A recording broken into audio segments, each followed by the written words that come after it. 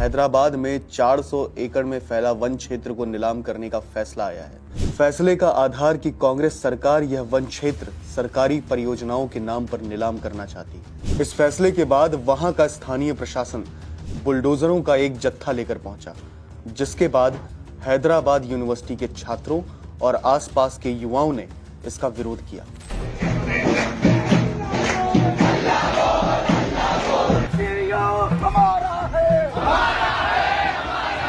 इस विरोध को सोशल मीडिया का बल मिलने के बाद वहां के आसपास के और छात्र इकट्ठा हो गए और जवाब में पुलिस ने उन पर लाठियां बरसा दी और यह रिपोर्ट लिखे जाने तक 53 छात्रों को अब तक गिरफ्तार कर लिया गया है। दरअसल हैदराबाद विश्वविद्यालय के छात्रों और पर्यावरण की रक्षा से जुड़े लोगों का दावा है कि जिस भूमि की नीलामी की जा रही है वह वन क्षेत्र है, क्योंकि यहां सिर्फ हरियाली ही नहीं, समृद्ध जैव विविधता भी मौजूद है। इंडियन एक्सप्रेस में छपी एक रिपोर्ट बताती है कि आसपास के लोगों का कहना है कि इस वन क्षेत्र में 237 पक्षी प्रजातियां, दुर्लभ स्टार कछुए, 15 स्तनधारी जीव और ना जाने कितने कीड़े मकोड़े रहते हैं। यही नहीं, इस क्षेत्र में एक महत्वपूर्ण जल स्रोत भी है।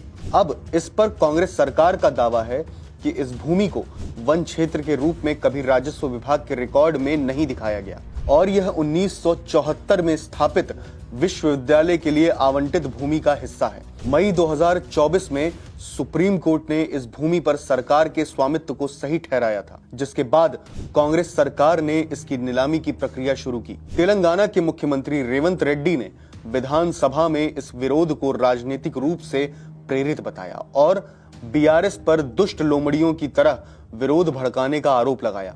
उन्होंने कहा कि इस क्षेत्र में कोई बाघ या हिरण नहीं है, बस कुछ दुष्ट लोमड़ियां हैं जो विकास को रोकने की कोशिश कर रही हैं। रेवंत रेड्डी का यह बयान उनकी पर्यावरण के प्रति असंवेदनशीलता को उजागर करता है। तेलंगाना हाईकोर्ट में याचिकाकर्ताओं ने 1996 के सुप्रीम कोर्ट के एक फैसले का हवाला दिया है, जिसमें कहा गया है कि अगर किसी भूमि में हरियाली है तो उसे वन क्षेत्र माना जाएगा, भले ही वह राजस्व रिकॉर्ड में ना दिखे। पर्यावरणविदों का तर्क है कि इस भूमि को राष्ट्रीय उद्यान घोषित किया जाना चाहिए, ना कि इसे नीलाम कर कंक्रीट का जंगल बना देना चाहिए।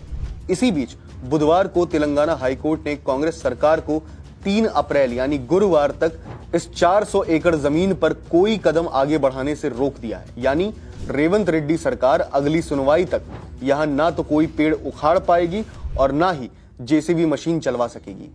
यूं तो सोशल मीडिया पर इस मुद्दे को लेकर जबरदस्त बहस चल रही है, पर सोचने वाली बात है कि भारत में पर्यावरण की रक्षा का झंडा उठाने वाले तमाम कथित सेलिब्रिटीज, एक्टिविस्ट और संगठन इस भयावह घटना पर मौन बैठे हैं। यही बॉलीवुड सेलिब्रिटीज जो मुंबई के आरे मेट्रो रोड के विरोध में अपनी मुखरता जाहिर करते रहे हैं, आज अपने मुंह पर साइलेंट का टेप चिपकाकर बैठे हैं। क्या इसलिए कि इस बार जिम्मेदार कांग्रेस सरकार है? क्या पर्यावरणीय सरोकार भी अब राजनीतिक स्वार्थ के आधार पर तय किए जाएंगे? विकास के क्रम में हमारे मन में यह विचार तो कौंधना ही चाहिए कि जब इस वन में बुलडोजरों की गर्जना गूंजी तो नन्ही चिड़ियों ने अपने घोंसलों को छोड़ दिया होगा।